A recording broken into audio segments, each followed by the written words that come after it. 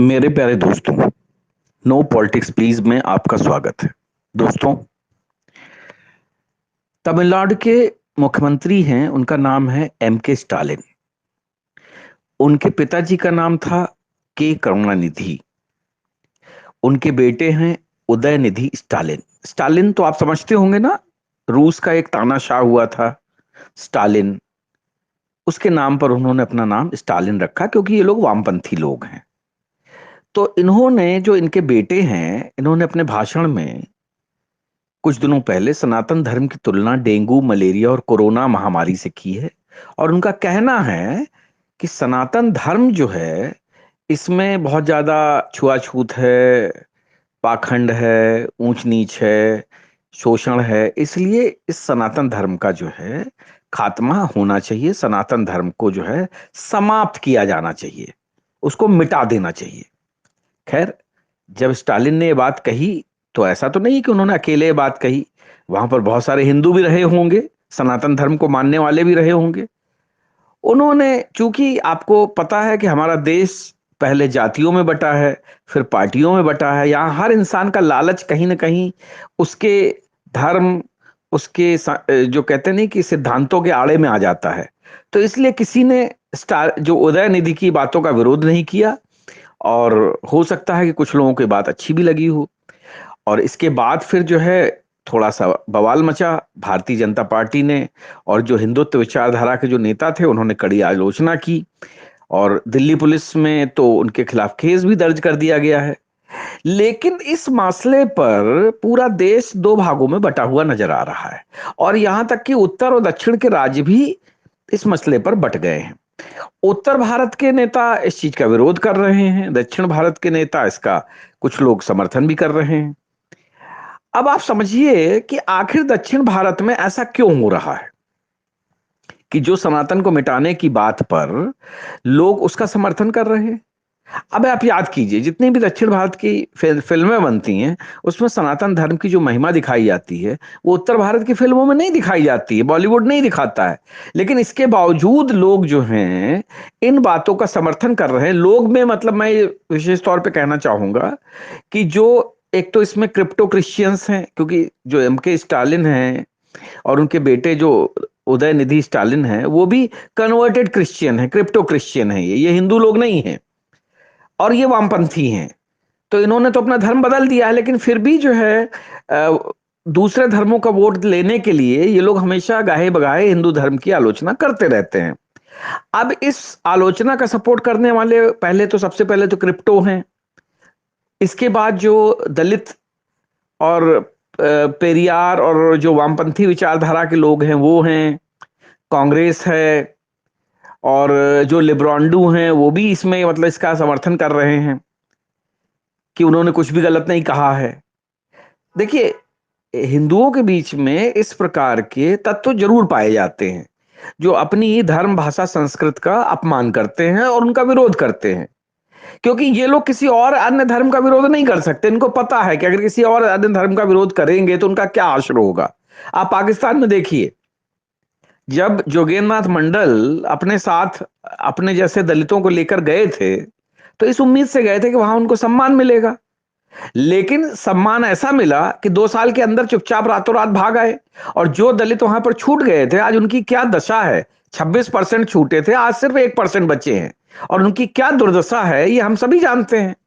लेकिन इसके बावजूद हमारा हिंदू जो है वो इतना आपस में बटा हुआ है जातियों और पार्टियों के नाम पर कि उसने अपनी आंखों पे पट्टी बांध रखी है। और आज भी जो ये पेरियार को मानने वाले दलित हैं, या वामपंथी विचारा के दलित हैं, या अंबेडकर के नाम पर जो है आरक्षण का मजा लूटने वाले दलित हैं, वो भी हिंदुओं का विरोध कर रहे हैं।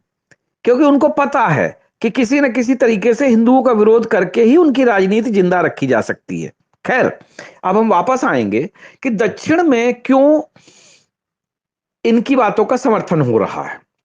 अगर आप समझिए, 19वीं सदी में जब मद्रास रियासत थी तो उस समय ब्राह्मणों का वर्चस्व हुआ करता था। 1850 के दशक में तेलुगु और तमिल ब्राह्मण, जो कि कुल आबादी के 3.2% थे, उनका राजनीति में भी दखल बढ़ना शुरू हो गया। पढ़े लिखे थे, अंग्रेजी पर उनकी पकड़ थी, प्रभाव उनका अच्छा था, तो बड़े बड़े पदों पे पहुंचे। तो 20वीं सदी की शुरुआत में ब्राह्मणों और गैर ब्राह्मणों के बीच राजनीतिक, सामाजिक और आर्थिक फर्क जो था वो ज्यादा बढ़ गया था। अब जब 20वीं सदी आई तो ब्राह्मणों में भी तीन गुट हो गए। एक मायलापुर गुट हुआ, एगमोर गुट हुआ और सालेम गुट हुआ। ये तीनों जगह हैं, मायलापुर, एगमोर और सालेम। इन तीनों गुटों के समान में एक गैर ब्राह्मण गुट खड़ा हुआ, जस्टिस पार्टी। गैर ब्राह्मण जो था खासतौर पर पिछड़े समुदायों को हितों का प्रतिनिधित्व करने वाला पहला राजनीतिक दल बना। जस्टिस पार्टी ने सरकारी नौकरियों और सत्ता के पदों पर ब्राह्मणों के वर्चस्व को चुनौती दी। 1920 और 30 के दशक में इस आंदोलन ने गति पकड़ी। इसमें सबसे पहले आए वी रामासामी पेरियार और अन्ना दुरई जैसे नेताओं ने जो है इसमें आंदोलन में भाग लिया। अब इसमें साथ साथ स्वदेशी स्वाभिमान की भावना बढ़ी। फिर इन्होंने क्या किया कि जो पहले संस्कृत भाषा यूज होती थी उसकी जगह पर इन्होंने कहा कि तमिल भाषा का इस्तेमाल होना चाहिए और हिंदी और संस्कृत का विरोध होना चाहिए। अब 1938 में जस्टिस पार्टी और पेरियार का जो है एक विलय हो गया, दोनों आत्मसम्मान आंदोलन में आ गए। 1944 में एक नया संगठन बनाया गया जिसका नाम था द्रविड़ कड़गम। ये एक ब्राह्मण विरोधी संगठन था, कांग्रेस विरोधी था और आर्य विरोधी था। द्रविड़ कड़गम ने एक स्वतंत्र द्रविड़ राष्ट्र के लिए आंदोलन भी चलाया क्योंकि इनको स्वतंत्र राष्ट्र चाहिए था। अब द्रविड़ का मतलब क्या हुआ कि ब्राह्मण विरोधी थे बेसिकली। इस आंदोलन ने तमिल समाज में जगह बनाई और आजादी के बाद ये जगह और पुख्ता हुई क्योंकि रिजर्वेशन मिल गया। अब क्या हुआ, इसका असर जो है तमिलनाडु की राजनीति पर भी पड़ा और अलग तमिल राष्ट्र की मांग भी उठने लगी। 1967 में इसी आंदोलन से निकली हुई एक पार्टी हुई, उसका नाम था द्रविड़ मुनेत्र कड़गम, डीएमके, जो के करुणानिधि जिसके हेड थे वो सत्ता में आ गए। अन्नादुरई में 1967 से 1969 तक मद्रास राज्य के चौथे और आखिरी मुख्यमंत्री के तौर पर राज्य के उन्होंने जो है बीड़ा उठाया। और जब पहला मद्रास तमिलनाडु बना तो उसके पहले भी मुख्यमंत्री बने। अब द्रमुक ने अगले 3 दशकों तक तमिलनाडु की सत्ता को लीड किया। पेरियार और अन्नादुरई के जो समर्थक थे वो भी सरकार में घुसते हुए चले गए। अब पेरियार कौन थे? पेरियार जो थे नॉन ब्राह्मण थे। उनका क्या था, वो धर्म के बड़े धुर विरोधी थे, वामपंथी थे। वामपंथी कहते हैं कि धर्म एक अफीम के समान है, ठीक है। और वो खासकर हिंदुओं के विरोधी थे। देखिए, धर्म तो मुस्लिम और ईसाई भी हैं, लेकिन पेरियार में इतनी दम नहीं थी कि मुस्लिमों और ईसाइयों का विरोध कर सकें, ठीक है। अच्छा, और ऐसा भी नहीं है कि मुस्लिमों और ईसाइयों में जात पात नहीं है या ऊंच नीच नहीं है या समानता असमानता नहीं है, लेकिन चूंकि हिंदुओं को गाली देना पुराने समय से आसान है तो पेरियार ने भी वही रास्ता पकड़ा, ठीक है। अब उन्होंने कहा, एक नया एंगल डाला कि हिंदू धर्म जो है विशेष रूप से महिलाओं और दलितों के लिए घातक है। अब महिलाओं के लिए दूसरे धर्म कितने घातक हैं सबको मालूम है, ठीक है। दलितों के लिए हिंदू तो धर्म फिर भी दलितों को स्वीकार कर लेता है, बाकी धर्मों में दलितों की क्या स्थिति है ये जाके पता कर लीजिए।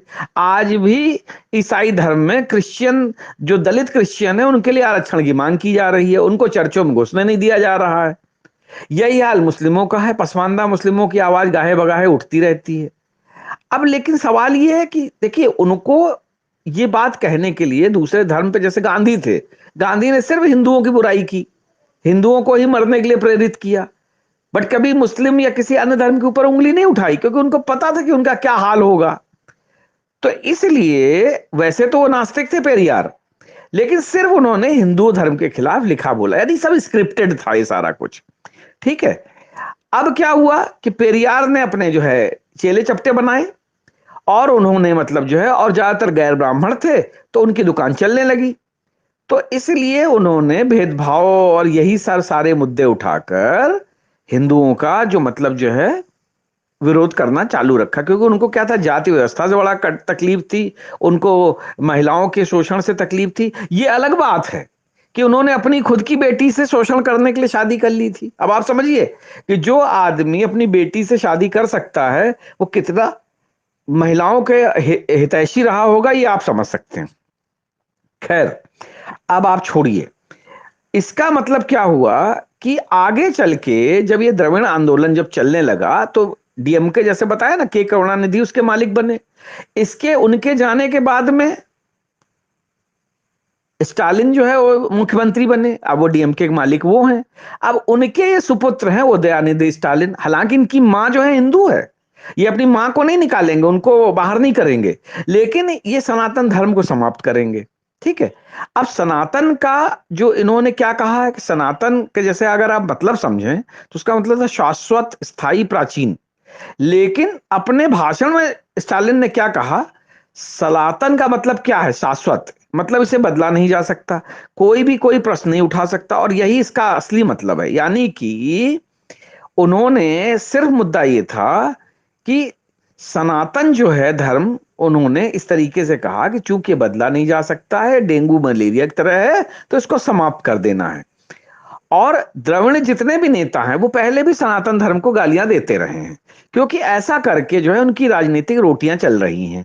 ऐसा नहीं कि तमिलनाडु में द्रविड़ जो है पार्टियों के आने से गरीबों की गरीबी दूर हो गई हो, या अशिक्षा दूर हो गई हो, या महिलाओं को सम्मान मिलने लगा हो, ऐसा कुछ भी नहीं हुआ है। लेकिन चूंकि भारत में राजनीति सबसे बड़ा धंधा है, तो उसको चमकाए रखने के लिए इस टाइप के वक्तव्य या इस टाइप के जो अपने स्टेटमेंट देना जो है बहुत जरूरी है। ठीक है। तमिलनाडु में 87% जो आबादी हिंदू है, 6% ईसाई हैं और 6% मुस्लिम हैं। लेकिन दिक्कत क्या है कि चूंकि वामपंथी विचारधारा और द्रविड़ विचारधारा इतनी ज्यादा हावी है कि जिसके चलते जो यहां पर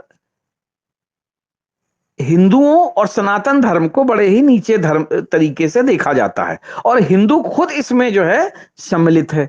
तो इसलिए ही यही एक कारण है कि दक्षिण भारत में इस तरीके की बातें उठती रहती हैं। और एक कारण और है, देखिए जितने भी आक्रमण हुए ज्यादातर वो उत्तर भारत के लोगों ने झेले, दक्षिण भारत में इस टाइप का कुछ हुआ नहीं। ज्यादा से ज्यादा एक टीपू सुल्तान था जिसने कर्नाटका और इस क्षेत्र में जो है अपना आक्रमण किया और ब्राह्मणों को मारा या दूसरे अपने हिंदुओं को मारा। तो इसलिए दक्षिण भारत वालों को इस चीज से कोई फर्क नहीं पड़ा कि किस तरीके से आक्रमणकारियों ने हिंदू धर्म को मिटाने की कोशिश की।